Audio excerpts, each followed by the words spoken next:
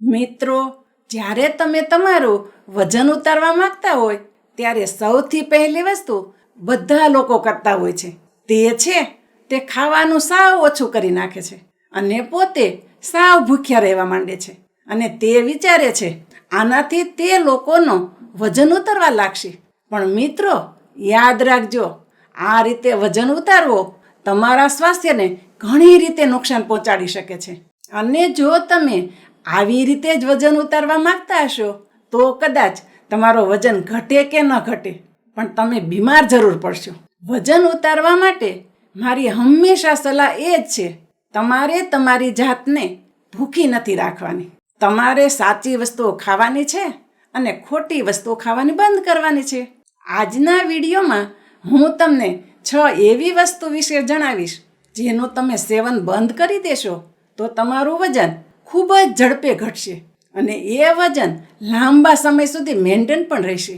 સૌથી પહેલી વસ્તુ તમારે ખાવી ન જોઈએ તે છે મેંદો અને મેંદામાંથી બનેલી વસ્તુઓ. મેંદો એક પાવડર હોય છે જે ઘઉંમાંથી બનાવવામાં આવે છે. તે એક રીતનો ઘઉંનો લોટ જ છે. ઘઉંમાંથી મેંદા બનાવવાની પ્રોસેસમાં ઘઉંના પોષક તત્વો અને ઘઉંના ફાઈબર બધી જ વસ્તુ અલગ થઈ જાય છે અને મેંદામાં ફક્ત વધે છે કેલેરીનો ભાગ. આ મેંદો જે હોય છે તે તમારા આંતરડામાં જઈને ચોંટી જાય છે અને તમારા કબજિયાતનું મુખ્ય કારણ બની જાય છે. સાથે જ મેંદાના સેવનથી તમને ગેસ અને એસિડિટી થતી જોવા મળે છે અને તેના લીધે તમારું પેટ ફૂલાયેલું રહે છે અને તમારા શરીરની અંદર ચરબીનો થર જોવા મળે છે. બીજી વસ્તુ તમારે ખાવાની નથી, તે છે ખાંડ. મિત્રો, ખાંડ એક ખૂબ જ હાનિકારક વસ્તુ છે. તેને એક પ્રકારનું સફેદ ઝેર કહી શકાય, જે તમારા શરીરની અંદર ઘણી રીતની બીમારીઓ ઉત્પન્ન કરી શકે છે. ખાંડની અંદર શરીરને જરૂરી એવું કોઈ પોષક તત્વ હોતું નથી. ખાંડમાં ફક્ત કેલેરી જ હોય છે. એટલે જો તમે ખાંડનું સેવન કરશો તેનાથી તમારા શરીરમાં ફક્ત ચરબી જ જમા થશે અને તે તમારા મોટાપાને વધારશે. ખાંડનો ઉપયોગ સૌથી વધુ ચાની અંદર થતો જોવા મળે છે. તમે ચાની જગ્યાએ ગ્રીન ટી પી શકો છો અથવા તો ખાંડની જગ્યાએ કોઈ નેચરલ મીઠાશ વાપરી શકો છો. આ ઉપરાંત ચોકલેટ, આઈસ્ક્રીમ, કેક, મીઠાઈ જેટલી પણ ખાંડથી બનેલી વસ્તુ છે તેનું તમારે સેવન બંધ કરી દેવું જોઈએ. યાદ રાખજો મિત્રો, ફક્ત 20થી 30 દિવસ સુધી જ તમે ખાલી ખાંડનું સેવન બંધ કરી દેશો તો તમારો વજન લગભગ 1 થી 1.5 કિલો ઉતરી જશે. ત્રીજી વસ્તુ તમારે ખાવાની નથી, તે છે તળેલા ખોરાક. જેટલા પણ લોકોને વજન ઉતારવું હોય તે લોકોએ ખાસ કરીને તળેલા ખોરાકનું સેવન બંધ કરવું. તળેલા ખોરાકની અંદર કેલેરીની માત્રા ખૂબ જ વધુ હોય છે. તેના લીધે જ તે તમારા શરીરની અંદર મોટાપાને વધારે છે. તેની સાથે સાથે આ બધી વસ્તુનું પાચન કરવું પણ અઘરું હોય છે, જેના હિસાબે તમારા શરીરમાં ગેસ, એસિડિટી અને અપચા જેવી સમસ્યાઓ જોવા મળે છે. જેટલા પણ તેલ હોય છે તે તેલને વારંવાર ગરમ કરવામાં આવે તો તેમાં ટ્રાન્સફેટ વધી જાય છે અને તે ટ્રાન્સફેટ આપણા શરીર માટે ખૂબ જ નુકસાનકારક છે, જેના હિસાબે આપણું શરીર ચરબી ભેગી કરવા લાગે છે અને આ ટ્રાન્સફેટના હિસાબે આપણી નળીઓ પણ બ્લોકેજ થવા લાગે છે.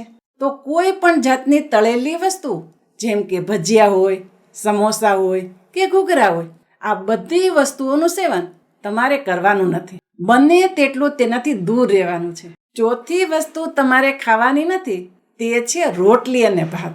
હા, તમારી વાત સાચી છે. આ બંને વસ્તુ આપણા રોજિંદા ભોજનની મુખ્ય સામગ્રી છે. આ બંને વસ્તુનું સેવન છોડવું કંઈ સહેલી વસ્તુ નથી. મિત્રો, ચિંતા ના કરો, હું તમને આ બંને વસ્તુ સાવ છોડવા માટે નથી કહેતી, પરંતુ તમારે ઘઉંની રોટલીની જગ્યાએ 1 મહિના સુધી અલગ અલગ રીતની રોટલી ખાવાની છે. પહેલા અઠવાડિયે ઘઉંની રોટલી, બીજા અઠવાડિયે રાગીની રોટલી, ત્રીજા અઠવાડિયે ચણાની રોટલી અને ચોથા અઠવાડિયે જવની રોટલી લઈ લ્યો. જો તમે ફક્ત ઘઉંની રોટલીનું સેવન કરો છો તો તેનાથી તમારું શરીર ચરબીનું શોષણ વધુ કરતું હોય છે, કારણ કે ઘઉંની અંદર કેલેરીની માત્રા વધુ હોય છે. બીજી બધી વસ્તુ મેં તમને જણાવી તેમાં તેના પ્રમાણમાં કેલેરી ઓછી હોય છે અને સાથે ફાઈબર વધુ જોવા મળે છે. આ બધા ખોરાકનું સેવન કરવાથી તમને વજન ઉતારવામાં ઘણી મદદ મળશે. તે ઉપરાંત સફેદ ચોખા જે આપણે દરરોજ વાપરતા હોઈએ છીએ તે પણ વજન વધારવાનું મુખ્ય કારણ હોય છે. વ્હાઈટ રાઈસની જગ્યાએ તમે ઈચ્છો તો બ્રાઉન રાઈસનો ઉપયોગ કરી શકો છો. પાંચમી વસ્તુ તમારે ખાવાની નથી, તે છે પેકેટમાં રહેલા ફૂડ. એટલે કે જે સીલબંધ પેકેટમાં ફૂડ મળે છે તેનું સેવન તમારે નથી કરવાનું. મિત્રો, તમે પેકેટમાં મળતી વેફર ખાધી જશે. જેટલા પણ પેકેટવાળા ફૂડ હોય છે, પછી તે વેફર હોય, મેગી હોય કે ચિપ્સ હોય, આ પેકેટ કરેલા ફૂડમાં ઘણા બધા પ્રિઝર્વેટિવ નાખેલા હોય છે અને બધા ફૂડ કેમિકલ પ્રોસેસમાંથી બહાર નીકળેલા હોય છે. તેમાં ખાંડનો ભાગ પણ અંદર જોવા મળે છે અને મીઠું પણ જોવા મળે છે અને સાથે જ સૌથી ખતરનાક ટ્રાન્સફેટ પણ હોય છે. આ બધી વસ્તુઓ તમારા શરીરમાં ચરબીને તો વધારે જ છે, પણ તેની સાથે સાથે ગંભીર બીમારીઓને પણ આમંત્રણ આપે છે, જેમ કે ડાયાબિટીસ, થાઇરોઇડની તકલીફ અને હાઈ બ્લડ પ્રેશર, અને સાથે જ તમારી નળીઓને બ્લોકેજ પણ કરી શકે છે. અને છેલ્લું, જેટલા પણ હાઈ કેલેરી ફૂડ્સ હોય છે તેનું પણ તમારે સેવન નથી કરવાનું. જેમાં સોફ્ટ ડ્રિંક્સ આવી જાય છે, તેમાં કેલેરીની માત્રા ખૂબ જ વધુ હોય છે. તેની અંદર ખાંડનું પ્રમાણ પણ વધુ હોય છે. ફાઈબરની માત્રા જરા પણ હોતી નથી. પોષક તત્વો પણ જોવા મળતા નથી. તેવી જ રીતે જે પેકેટમાં ફ્રૂટ્સ જ્યુસ મળે છે તેવા જ્યુસનું સેવન પણ તમારે નથી કરવાનું. તેની અંદર પ્રિઝર્વેટિવ અને ખાંડની માત્રા વધુ જોવા મળે છે. જેટલી પણ આઈસ્ક્રીમ મળે છે તેની અંદર પણ વધુ માત્રામાં કેલેરી અને ખાંડ હોય છે અને પોષક તત્વો હોતા નથી. કેક, પેસ્ટ્રી અને પાસ્તા, આ બધા ખોરાકનું પણ તમારે સેવન ના કરવું જોઈએ. જેટલી પણ એનર્જી ડ્રિંક્સ હોય છે તેમાં વધુ માત્રામાં કેલેરી અને શુગર હોય છે, તો તેનું પણ તમારે સેવન ના કરવું જોઈએ. હું તમને વિશ્વાસ સાથે કહી શકું છું, મેં કીધેલી વસ્તુનું સેવન તમે મૂકી દેશો તો કસરત કર્યા વગર જ તમારો વજન ઘણો ઉતરી જશે. વજન ઉતારવું કોઈ જાદુ નથી અને એક રાતમાં વજન ઉતારવો શક્ય નથી. જે રીતે વજન ધીમે ધીમે વધ્યું હોય તે જ રીતે વજન ધીમે ધીમે ઉતરશે અને ધીમે ધીમે ઉતરેલું વજન જ આગળ જતાં મેન્ટેન પણ રહેશે. અને ધીમે ધીમે વજન ઉતારવા માટે તમારે લાંબા સમય સુધી પોતાની જાત ઉપર કંટ્રોલ કરવો પડશે. આ બધી વસ્તુનું સેવન છોડી દો અને દરરોજ થોડું ચાલવાનું અને થોડી હળવી કસરત પણ શરૂ કરી દો, જેનાથી તમને ટેન્શન મુક્ત જીવનનો અહેસાસ થશે અને સાથે જ હેલ્ધી ખોરાક ખાઓ.